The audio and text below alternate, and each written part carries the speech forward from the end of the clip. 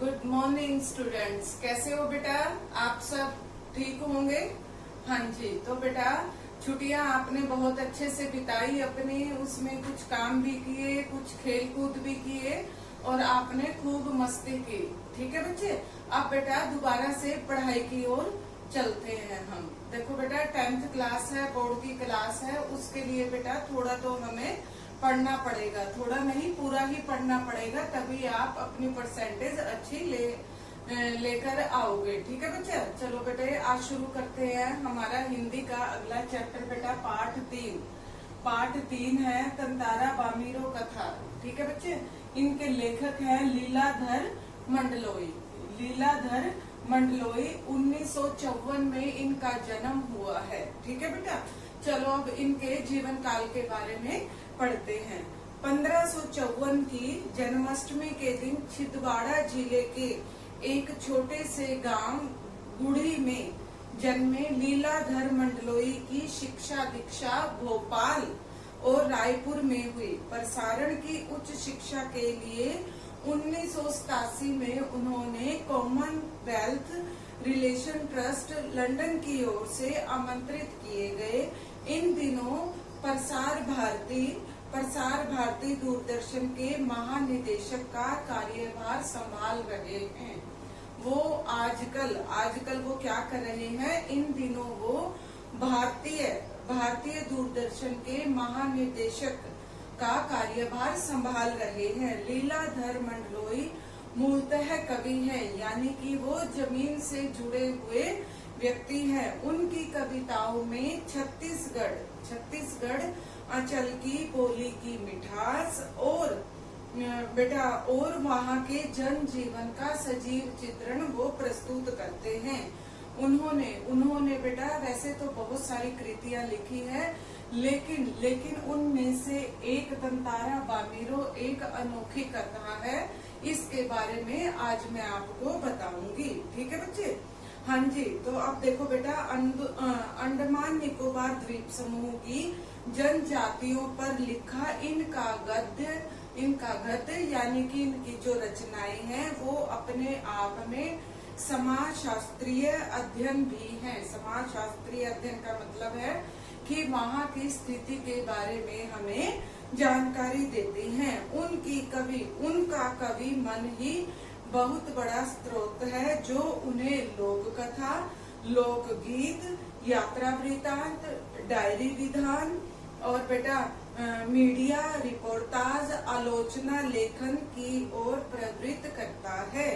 अपने रचना क्रम के लिए कई पुरस्कारों से सम्मानित किया गया और बेटा उनकी कृतियां इस प्रकार है, जैसे घर घर घूमा, रात बिरात, मगर एक आवाज, देखा अनदेखा और काला पानी। तो बेटा इस प्रकार इनकी ये रचनाएं हैं। इन्होंने अपनी रचनाओं के जरिए बहुत नाम कमाया है। अब आ जाइए बेटा पाठ प्रवेश पर।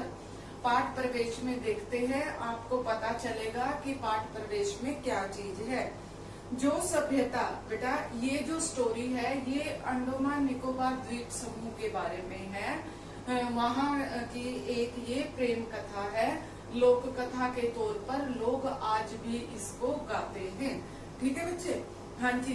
जो सभ्यता जितनी पुरानी है उसके बारे में उतने ही ज्यादा विचार होंगे, उतने ही ज्यादा कहानी किस्से होंगे। और बेटा ये जो कहानी किस्से हैं ये बदलते अनोखा रूप भी ले लेते हैं। किस्से जरूरी नहीं कि सचमुच उस रूप में ही घटित हो, लेकिन वही मैंने बताया कि किस्से कहानी पढ़ते नया रूप भी देते जाते हैं। इतना जरूर है कि इन किस्सों में कोई न कोई संदेश या सीख निहित होती है, यानी कि वो हमें कोई न कोई शिक्षा जरूर देते हैं, जिससे हमें जीवन में अगर कोई बाधा कठिनाई आ रही है तो कई बार उस समस्या का हल भी हमें पता लग जाता है। अंडमान निकोबार द्वीप समूह भी तमाम तरह के किस्सों से मशहूर है। इसमें से कुछ तो लीलाधर ने लीलाधर जी ने अपनी रचनाओं में उनको लिखित रूप में लिया भी है। प्रस्तुत पाठ तंतारा बामीरो कथा इसी द्वीप समूह के एक छोटे से द्वीप पर केंद्रित है।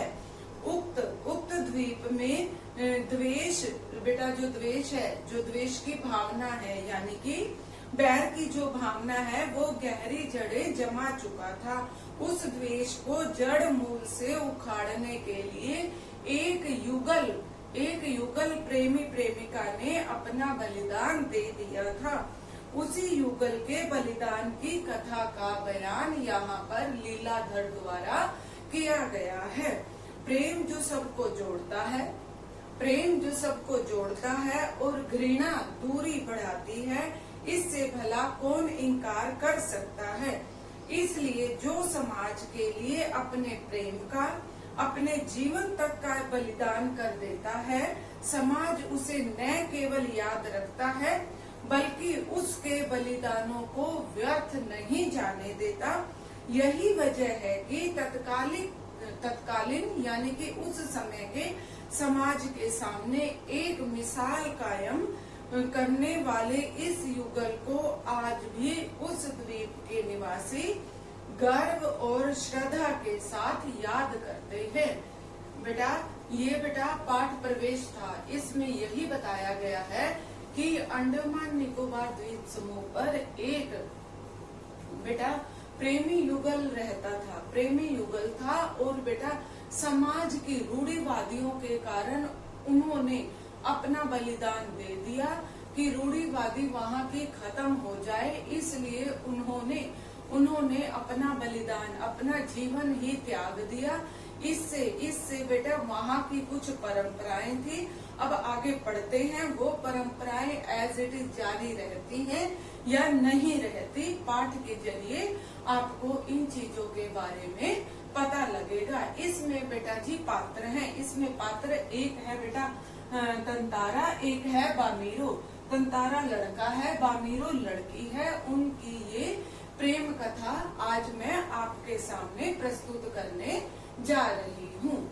हाँ जी, तो बेटा ये जो दो कैरेक्टर हैं ये दोनों अलग अलग गांव के हैं। तंतारा अलग गांव का है, बामीरो अलग गांव का है। जो तंतारा है वो कैसा है, वो शरीर से बिल्कुल कर्मठ है, शरीर से बलशाली है और बेटा साथ में वो कर्मठ भी है। उसके अंदर एक अद्भुत शक्ति है।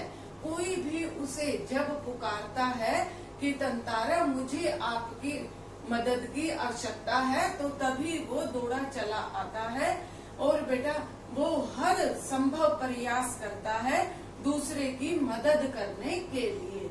और बेटा एक ही गांव में, उसी गांव के जहाँ पर वो रहता है वहाँ पर वो मदद नहीं करता, अपितु आसपास के गांव में भी वो मदद के लिए तत्पर रहता है। जब कोई समारोह होता है, कोई उत्सव होता है, चाहे उसी के गांव में हो या किसी दूसरे गांव में हो, तो उसको अवश्य ही बुलाते हैं और सभी लोग उसको पसंद भी करते हैं। ये बेटा एक हीरो के बारे में बताया गया है।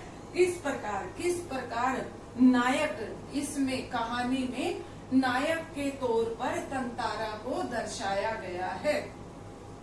और बेटा जो बामीरो है ये पास ही के गांव की एक सुंदर लड़की है। पास ही के गांव की एक लड़की है जो सुंदर भी है और बेटा बहुत सुंदर गाती भी है, जो बहुत सुंदर है और वो गाती भी है। अब देखते हैं कि दोनों मिल पाते हैं क्या नहीं। ठीक है बच्चे, हाँ जी। और बेटा ये हम कल के एपिसोड में, कल के हम बेटे क्लास में इस स्टोरी के बारे में मैं आपको पूरी की पूरी जानकारी दे दूंगी। ठीक है बच्चे, हाँ जी। और बेटा खुश रहो, हंसते रहो, मुस्कुराते रहो और अपना काम बेटा समय पर करना। और बेटा इसके साथ साथ आप अपना टाइम पर अगर काम करते रहोगे, कॉपी कंप्लीट करोगे, तो बेटा आपके ऊपर ज्यादा बर्डन नहीं होगा। मैं बेटा एक सब्जेक्ट की बात नहीं कर रही, मैं सारे सब्जेक्ट की ही बात कर रही हूँ, कि भी आपको अपना काम समय पर ही पूरा कर लेना चाहिए। ठीक है बेटा? हाँ जी, खुश रहो, हंसते रहो, मुस्कुराते रहो। God bless.